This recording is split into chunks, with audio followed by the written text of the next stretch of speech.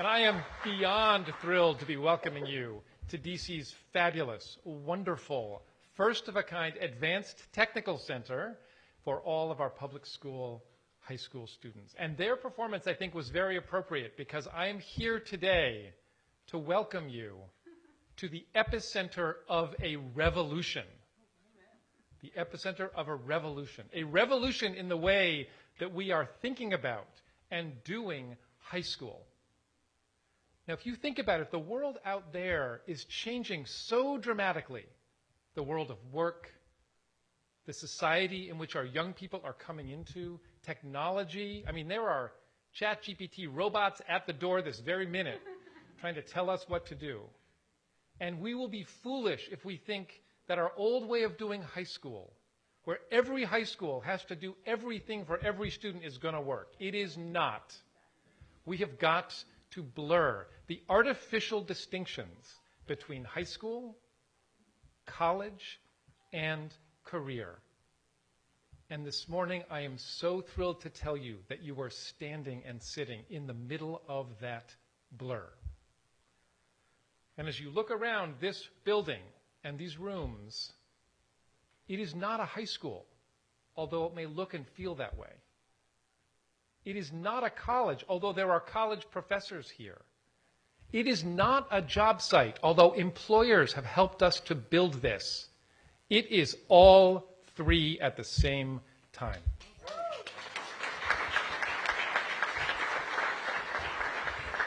Now, what better way to welcome you all to this revolution than to hear from one of our very own revolutionaries.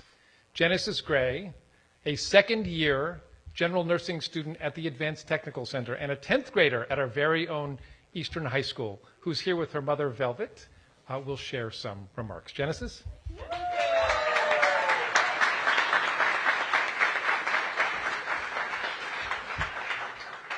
Good morning, ATC staff, students, family, and distinguished guests. I am honored that my daughter and I were chosen to speak at today's groundbreaking ceremony. This will be my second year as an Advanced Technical Center student. When the opportunity presented itself for me to attend ATC, I jumped at the chance knowing it would be a wonderful opportunity, especially since my career goal is to become a veterinarian. I knew starting nursing courses now would give me the foundation I needed to be successful. Prior to attending ATC, Genesis considered herself a great athlete as an all-star cheerleader, but only considered herself an okay scholar. However, starting ATC, she has earned high honors, and her grades in her regular classes improved as well.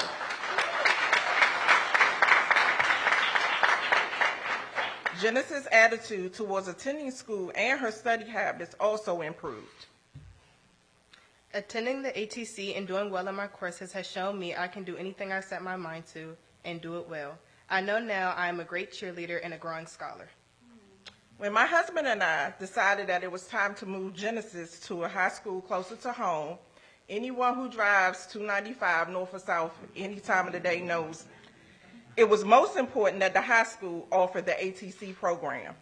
We are grateful there are several schools and county around the city that offer the ATC program. Choosing my alma mater, Eastern Senior High, was a no-brainer. I found out that they offer at the ATC program, and we entered the lottery, and Genesis was accepted. Being a part of the ATC family has been a great experience. It gives us college and work experience. I have learned to advocate for myself, effectively communicate with my professors, turn in assignments on time, and work well with others in group projects.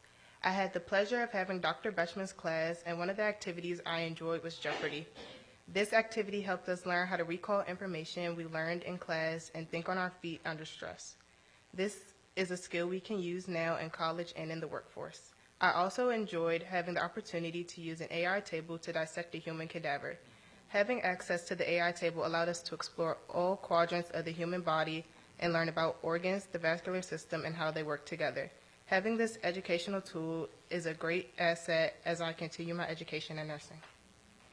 The ATC staff, Ms. Zimmerman, Genesis professors, and Mr. Amos were very responsive and always available to give Genesis the support she needed to be successful.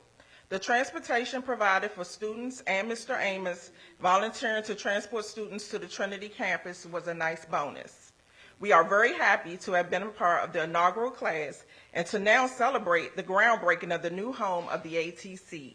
I look forward to seeing what exciting things are in store for my daughter and the other scholars.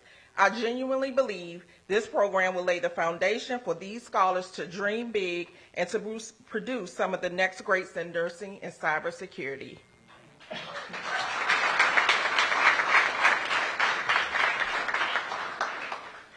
To the scholars who are on the fence about signing up for ATC, remember you are braver than you believe, stronger than you seem, and smarter than you think. Amen.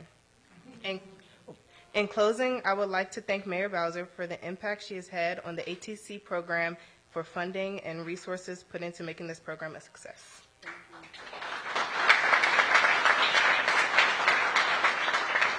And now it is my pleasure to introduce Mayor Bowser. Thank you.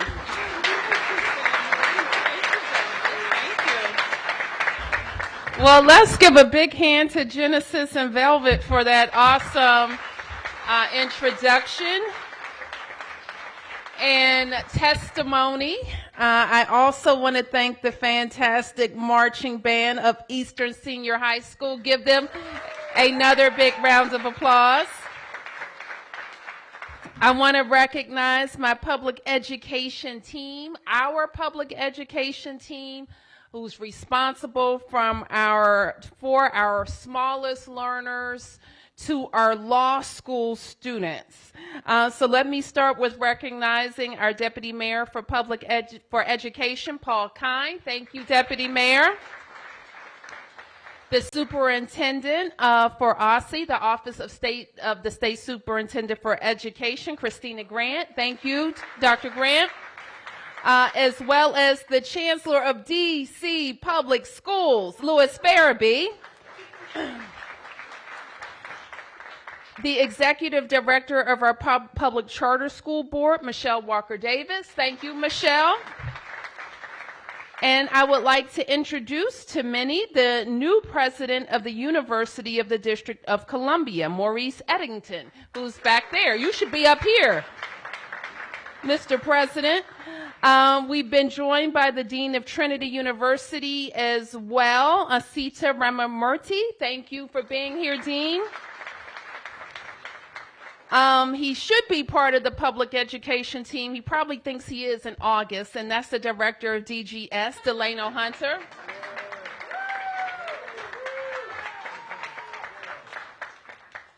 Also part of our public education team, the council member for Ward 5, and Zachary Parker. Let's give Zachary a big round of applause as well. It's great to be here in Ward 5 at the Penn Center.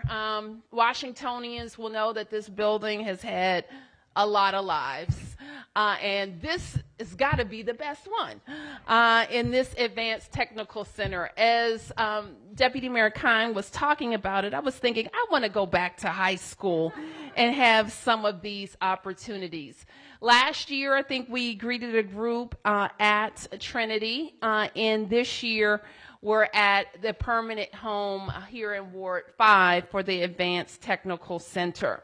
What Deputy Mayor described is what I like to call new high school. And what new high school is that blurred line he was talking about, the intersection between high school, career, and life. And making sure that our students are challenged, engaged, happy about learning, and on their way to successful careers that will allow them to have a great life right here in the District of Columbia. You heard just a wonderful description for a family looking for what's best for their child, going to their neighborhood high school, but recognizing that there's so many opportunities around the district to make sure that Genesis is prepared. Last year, the ATC enrolled 96 students from 8 different schools, and altogether, they earned 740 college credits. I always like to translate what college credits means to dollars that families didn't spend at college. Because there's a real value to what DC Public Schools and our public education system is offering our students in addition to their high school diploma. And this year, the ATC expects to enroll 200 kids. The kids come from DCPS, from our public charter schools, and as you heard, they take hands-on courses in cyber security and nursing. It also means that after a 2-year program, students graduate with a credential or a certificate and college credits worth thousands of dollars. And so sometimes community members will tell me we need to bring back vocational programs. Who's heard that? So now this is what people used to call vocational programs, learning a trade, getting ready for the work world. That's what we're doing here at the Advanced Technical Center. These are modern programs for modern jobs, and it is called Advanced Technical Learning, and that is what we're doing here.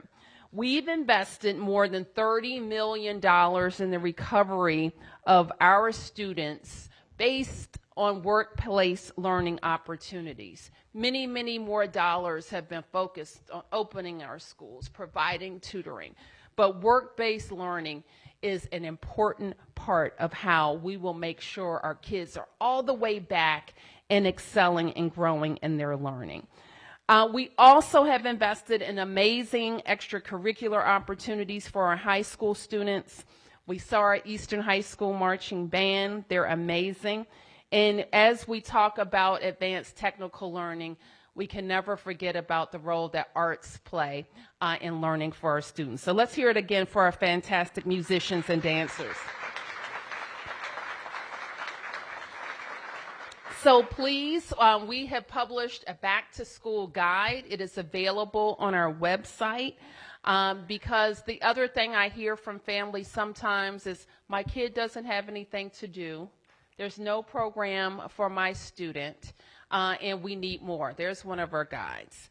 So I hope that parents, like Genesis' mom, is looking and around, researching the programs that we have available and making sure that your student is being connected to the program that is going to support his or her learning. So that's during the school day, that's after school, that's in paid internships, that's in summer paid internships, and so much more. So with that, I want to remind everybody of this. None of this happens by accident. It happens because we have great public education professionals who are thinking every day about designing programs that work for our kids. And that's so important.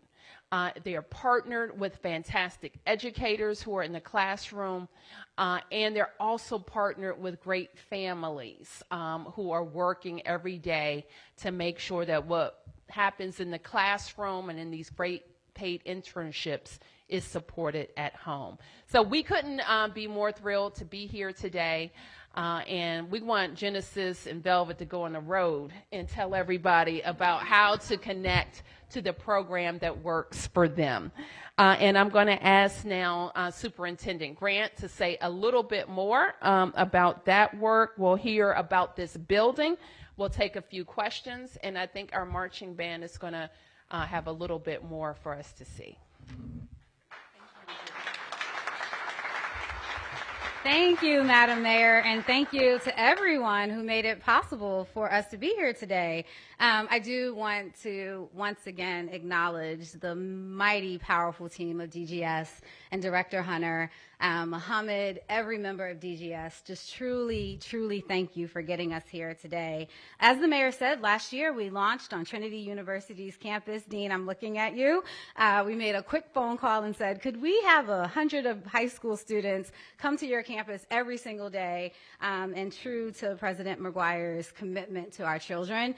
Not only did she say yes, but she said yes, gave us a facility, and we trusted our high school students in the hands of professors and literally the magic of teaching and learning has happened. I do want to acknowledge what we call Principal Zimmerman, though she's not the principal, but she handholds every single child in the ATC every single day. And so thank you for your unwavering commitment to our kiddos. As they are attempting to do something that we want to underscore. So every single day with an over 90% attendance rate, because that's my job to monitor that, they get up and they came to Trinity's campus and then they went back to their high school for the rest of their day. They did this every single day in the fall and in the spring, and translating that money, over $300,000 of college credits were earned by our first 100 students, and now we seek to double it. 1 year later, we're standing in our permanent home with nearly 200 students enrolled from 13 different DCPS and public charter schools, and that's significant. It proves the adage that if you build it, they will come, and our high schoolers every single day are exceeding our expectations. But because I'm a little historian, I want to tell you the significance of the name of the building that we're standing in. Lieutenant Augustus Penn, who's the namesake of this building, served as the assistant superintendent of DC Public Schools, and he was a decorated World War II veteran.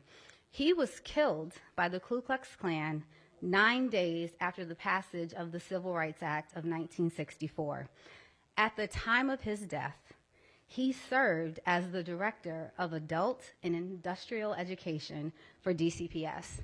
And so in many ways, this is a complete full circle moment in his namesake. So Mayor, when you said this building had a lot of lives, we are deeply humbled by what we hope will be his final life as we create the future for what advanced technical education looks like and sounds like in the district. As the mayor said, this is yet another glowing example of our efforts to reimagine high schools, to build places and spaces that our students want to be. I cannot wait to show you our nursing lab and our cybersecurity center. It allows our students to do multiple things at once: engage as college students in the safety of a high school environment, understand what it means to be partnered with both Trinity and UDC. I'm so thrilled that you are with us today. This is just the beginning of us getting to know each other. We want to be the conduit between what happens in K-12 education and what happens in college and career, and we're making that possible for our students today and every single day. Director Hunter will tell you more about the facilities, but I do want to acknowledge the unique partnership once again that exists between Trinity University and the University of the District of Columbia. We have exceptional higher education offerings for our children, and so we want our children to learn, stay, grow, thrive right here in Washington, D.C. Last but certainly not least, I do want to thank Genesis and her mom. Her mom told me a very powerful story of thinking that they were looking for a place for Genesis to learn and grow. She was adamant that ATC had to be a part of her life, and they are choosing to stay in our district and learn in our district because, as her mom said, she knew her daughter would get the best education in Washington, D.C. You all are proof positive of that. I'm so thrilled that we have made it here today. Happy back to school, Chancellor. Next, I do, again, want to introduce you all to Director Delano Hunter. He is responsible for so much, but please come tell us all that you have poured into this facility, and truly, on behalf of all of our students, thank you.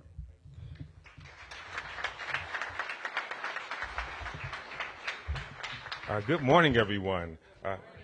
Again, my name is Delano Hunter, and I'm proud to serve as the acting director of the Department of General Services. And what I like about this role is that I have an opportunity, after the mayor has told you about the significance of this and the long-term strategy, and the superintendent has really brought this facility to life and the types of programs that we'll have, and from hearing from Genesis and Velvet about the impact, I have an opportunity to thank folks, right? Because it's not easy. This building is very old, and it's had a lot of lives. I don't know if you knew this. This was once the National Geographic Society warehouse. It was once a brewing and bottling company. It was a warehouse. It was a swing space. In fact, when I was in high school, a portion of this building was used for the DCPS recording studio. So it's had a lot of lives, but I think this is the best, right? This is the best usage for this facility. So I just want to thank everyone that helped to make this possible. I want to thank Mayor Bowser, Councilmember Parker, State Superintendent Grant, Chancellor Farabee, Executive Director Walker Davis, Deputy Mayor Cannon, and many folks that came together. And what you witness here today is a reflection of that. Also, I want to thank my colleagues from the D.C. Department of General Services who are responsible for building, maintaining, and sustaining facilities like this one across the district. And I really want to thank the folks, the boots on the ground folks that just maintain their poise throughout very challenging circumstances. At all times, they were cool, calm, collected, and composed, the 4 C's which I try to live by. And under the leadership of our amazing team, Deputy Director Balahan Williams, who isn't here today, and the leadership of our Executive Program Manager, Mohammed Jallo, but so many more people. I want to specifically thank Ms. Sherry Vincent, Terry Font-Leroy. I also would like to thank the team at Gensler for phenomenal work, and also the Bennett Group. I want to thank them for all. What you see here today was a team effort. Also, some folks I've got to thank. I've got to thank Pepco.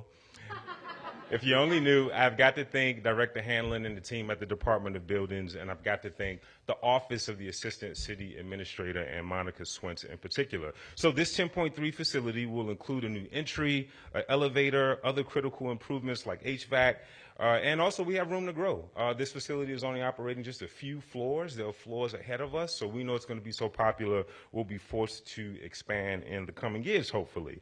So all new restrooms and spaces that you as our students deserve.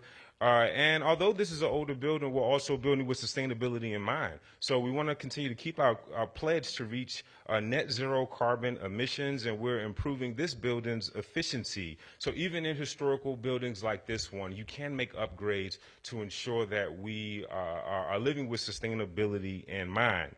Also, it's important as an economic driver that we support district businesses. Nearly half of the contractors and subcontractors are CBEs, known as Certified Business Enterprises. So that's a big deal. And over 2.5 million is going to local businesses and local workers. So this is just the tip of the iceberg. There's so much more in store. Even here, before we officially welcome our students and teachers for class, there's much more work to be done, and we're excited to be a part of it. So with that, I just want to thank everyone again, and I'll turn it back over to Mayor Bowser for Q&A. Thank you all. And before we turn to questions, I just wanted to recognize our host Councilmember Parker. Thank you, Mayor Bowser. I am thrilled for this Advanced Technical Center to be here in Ward 5. I'm thrilled that Trinity in Ward 5 and UDC that has a campus in Ward 5 is partnering here. And as I'm looking at the number of schools that are participating in this program, I am counting not 1, not 2, not 3, but 4 Ward 5 high schools. So very quickly, I want to just acknowledge the high schools that are participating in this program. We have Bell High School, Cardozo, DC International, Eastern High School, Friendship, PCS, Girls Global, PCS, Idea PCS, Jackson Reed, and I spoke to a Jackson Reed student earlier, Maya Angelou, McKinley Tech, Paul Phelps, Truth, and Washington Leadership Academy. So let's give it up for all of our participating schools. And let it be known that Ward 5 is on the front lines of doing what Deputy Mayor Kine said earlier, blurring the lines between high school, college, and career. As someone who is a former educator but also benefited from dual enrollment programs in partnership with local universities, and someone who participated in the marching band, today is bringing back a lot of nostalgia. But what I know is that great schools are made up of great teachers, great culture, but also great course offerings. And what we're doing here at the center is reimagining what the high school experience will be for future DC high school students. And so I want to also acknowledge Mayor Bowser and Superintendent Grant, that if you are putting together the timeline, this means that as we were emerging from a pandemic, our leaders here behind me were rethinking what will be the future of high school learning for the district. And so that is no small feat, and I want to thank them, as well as everyone that had a role in putting today together. And I look forward to being a partner in advancing the work of this center, but making sure that more of our students can benefit from it. Thank you.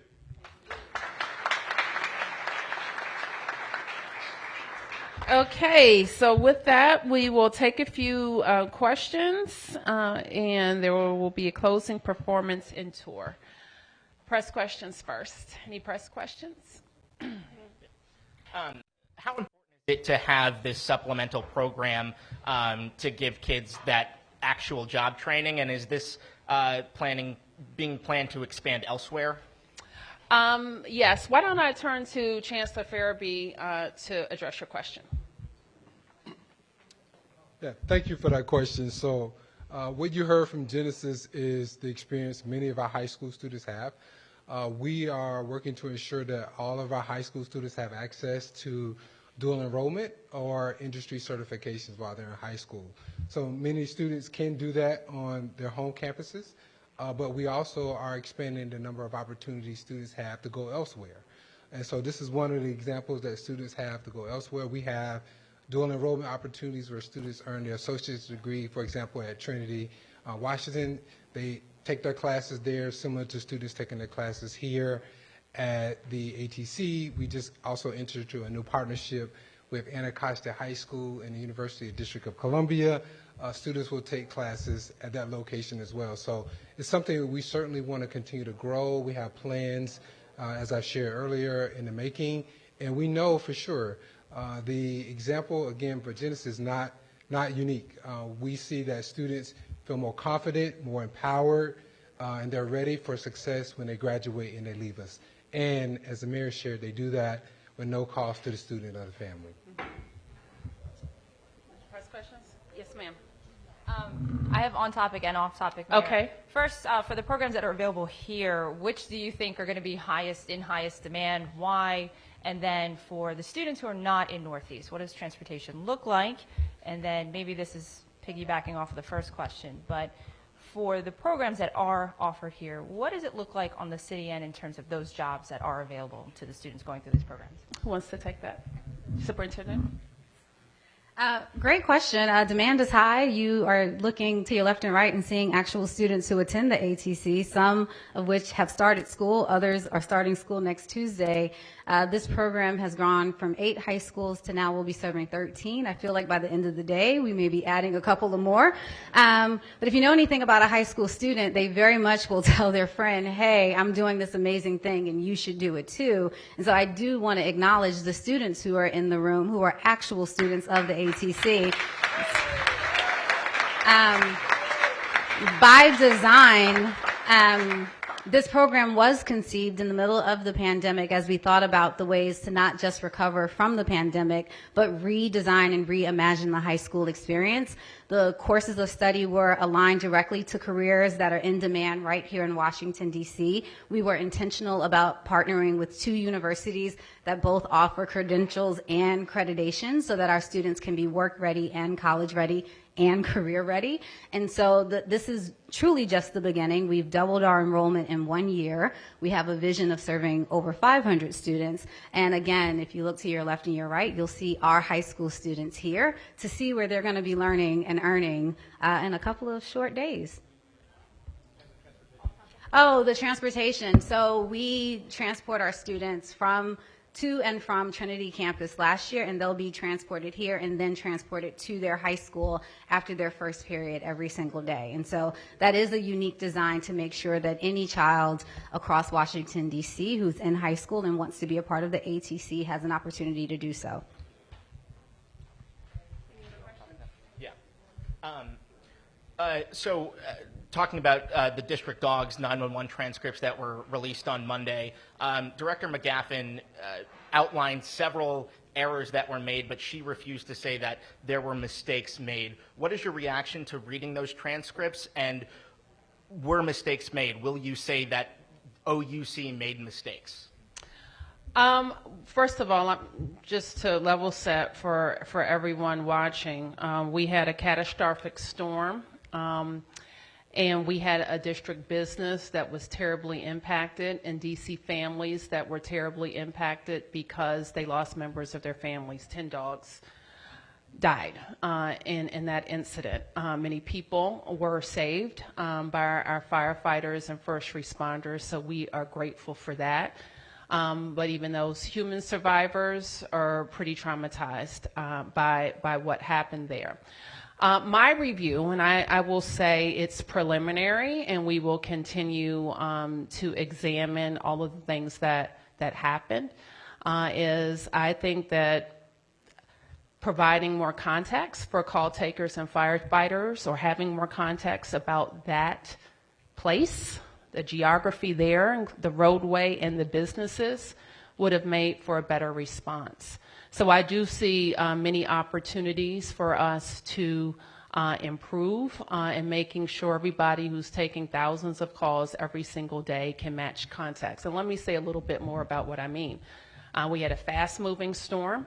Many inches of rain came down at the same time, and a building failed. I mean, the walls caved in. So they went from having a call about water coming into a building to being flooded with, some say 6 to 12 feet of water.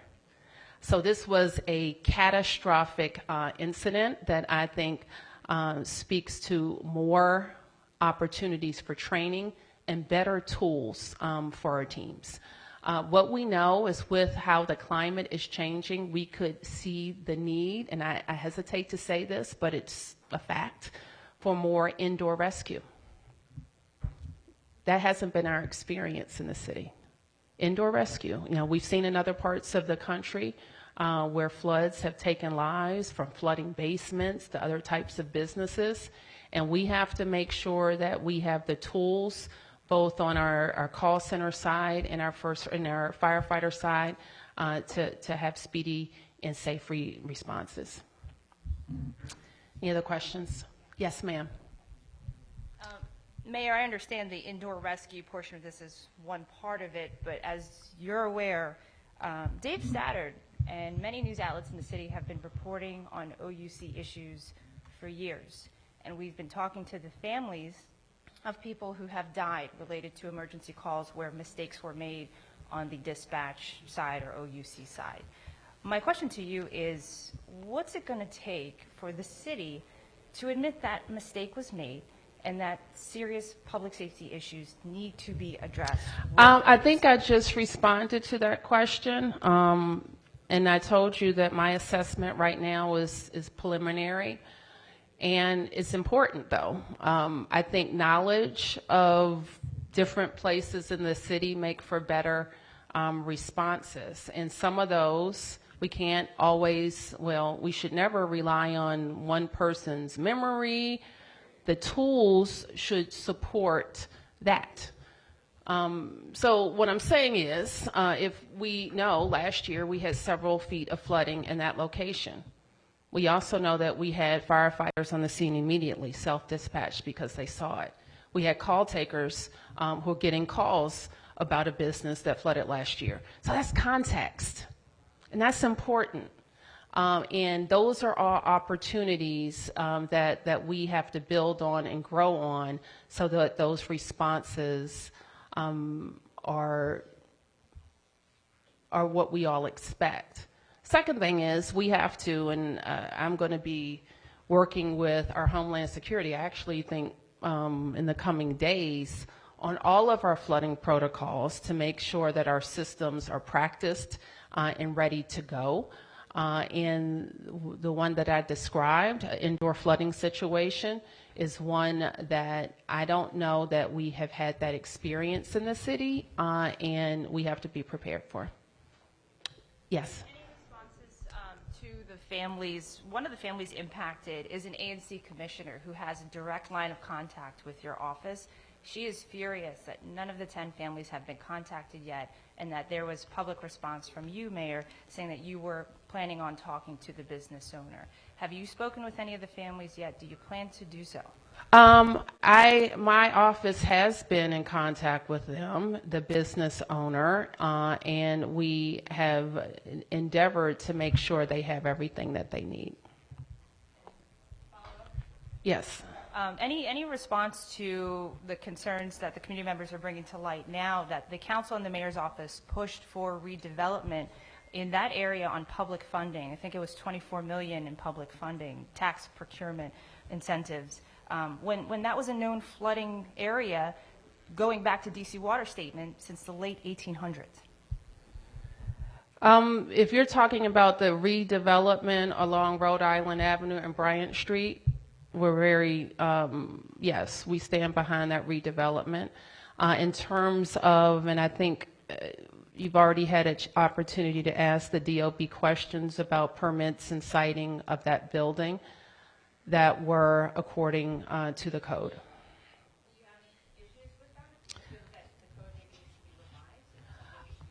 We're very definitely analyzing and assessing the safety of that commercial space at that building. Okay.